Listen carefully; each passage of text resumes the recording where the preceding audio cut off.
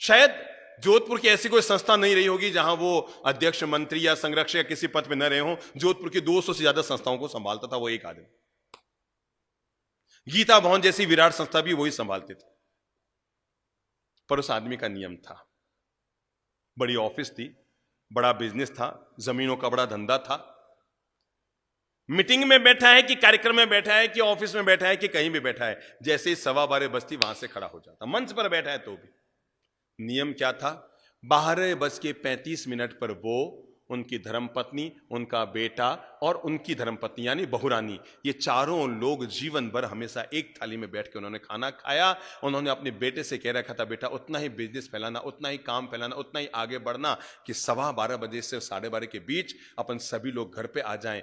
और उन्होंने जीवन भर तक एक थाली में बैठकर अपने बेटे के साथ खाना खाया। जैसे ही 12:15 बजती, ऑफिस शटर नीचे, कोई व्यक्ति आया, साहब मुझे 12 लाख रुपए देने हैं, 3 बजे आना, वापस धंधे की शुरुआत करूंगा। 12 से 3 छुट्टी।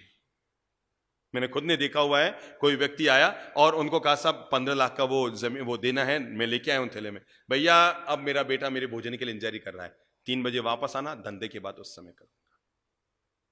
हम फैसला करें, हम जीने के लिए कमा रहे हैं या कमाने के लिए जी रहे हैं, निर्णय कर लो।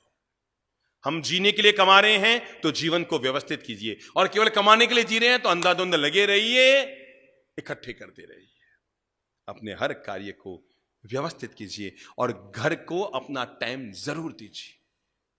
बच्चे खाना खा रहे हैं, आप भी पास में बैठिए। कोई वहां धंधे में है, कोई वहां दुकान में घूम रहा है, कोई किटी पार्टी में घूम रही है, कोई किधर घूम रही है, और घर बड़ा अव्यवस्थित चल रहा है। घर की अपनी मर्यादाएं हैं, घर की अपनी शालीनताएं हैं। साथ में बैठ के भोजन करो, साथ में बैठ के भजन करो। अगर आप चाहते हैं परिवार में प्रेम रहे तो साथ में बैठ के भोजन कीजिए। अगर आप चाहते हैं समाज में प्रेम रहे तो साथ में बैठ के भजन कीजिए।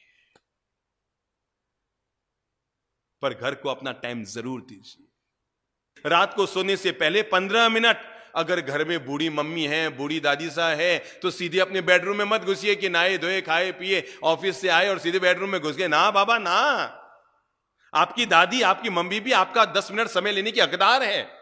आप अपने बेडरूम में बाद में जाइए, पहले 10 मिनट उनके पास जाके बैठिए। दादी साहब कैसे हो, मम्मी जी कैसे हो, हालत ये है। वो तो बेचारी तुम्हें आते जाते देख देख कर केवल मन को खुश करती है, 2 मिनट पास में बैठ नहीं पाते। आपको खुद को नहीं पता कि अभी मम्मी के कौन सा दर्द है या नहीं है, वो मुंह से बोल नहीं रही कि आपको तकलीफ ना हो, और आपको पूछने का समय नहीं। इन्वेस्ट कीजिए, टाइम का इन्वेस्ट, और अपने मम्मी, बूढ़ी मम्मी के पास जाके बैठिए, बूढ़ी दादी के पास बैठे जाके, कैसे है दादी साहब, मम्मी जी कैसे हो, 2 मिनट पांव दबा दें।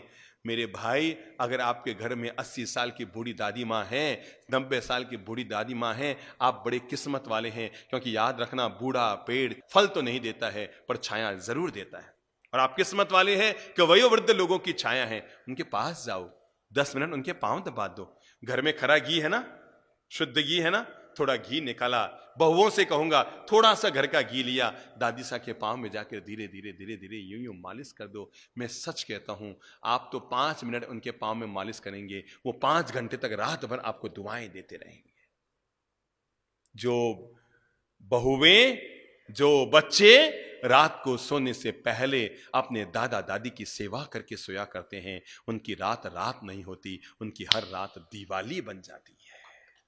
जो रात को सोने से पहले घर की दादी सा अगर हैं, आप पत्नी को 8 घंटे देते हैं, धंधे को 8 घंटे देते हैं, बच्चों को 2 घंटे देते हैं, समाज में 4 घंटे गप्पे मारने में देते हैं, क्या आप में यह जागृति नहीं? जिस मां ने जन्म दिया, जिस पिता ने पूरा जीवन दिया, 15 मिनट उनके पास जाकर उनके सुख दुख का भी पूछूं, जरूर दीजिए। मैं कहूंगा, बड़े बुजुर्गों को आपसे कुछ नहीं चाहिए, केवल आपके टाइम का इन्वेस्ट चाहिए, और अपना 15 मिनट 20 मिनट शांति से जाकर उनके पास बैठो। मम्मी जी कोई सलाह, मम्मी जी कोई काम काज, कुछ लेकर आना है, मम्मी जी घर में सब ठीक है ना, आपका भोजन पानी व्यवस्था। 24 घंटे में एक बार बड़े बुजुर्गों के साथ बैठ के खाना खाइए, ताकि आपको पता लगे कि आपकी दादी माँ क्या खा रही है, उनको क्या खाने को मिल रहा है। मैं कई अमीर घरों में गया हूं जहां पर उनके अभिभावक मुझे कान में कहते हैं, बाप जी हमारे बेटे ने समझाओ नहीं, बाप जी भोजन तो कम से कम सुख से दे।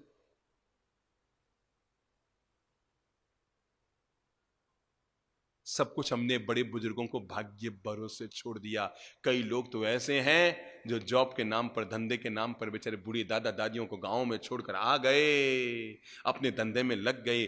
पत्नी को साथ लाना आपको याद रहा, बच्चों को साथ लाना आपको याद रहा, पर बूढ़े माँ बाप को साथ लाना आपको याद नहीं रहा। वे वहीं रह गए। जब उनका स्वर्गवास हुआ तब आप गांव में गए और जाकर के फिर आपने 800 लोगों का खाना रखा पूरे गांव का। जिस दादी माँ को आपने सुख से कभी कड़ी खिचड़ी भी उनको नहीं खिलाई थी, कभी आटे का हलवा भी सुख से बना के बूढ़ी दादी साहब को आपने नहीं खिलाया था, भगवान के भरोसे अकेले गांव में छोड़कर आए। और जब वो राम राम सत्य हो गई, गोलोकवासी हो गई, जब उसका स्वर्गवास हो गया, आप गए अपने परिवार को लेकर, गांव का जीवन किया, 1000 लोगों का खाना किया, 3 मिठाई बनाई, ये बनाई वो बनाई, पूरे गांव का जीवन किया, एक बड़ी तस्वीर बनाई है। फ्लैक्स में बूढ़ी दादी साहब की एक बड़ी तस्वीर बनाई, गांव वालों को इकट्ठा किया, शांति पाठ का आयोजन किया, तस्वीर के आगे बड़ी सी माला लगाई, कांच लगाया और बड़ा सा दीपक जलाया, धूप जलाया और थाली लेकर आए मां जी को चढ़ाने के लिए।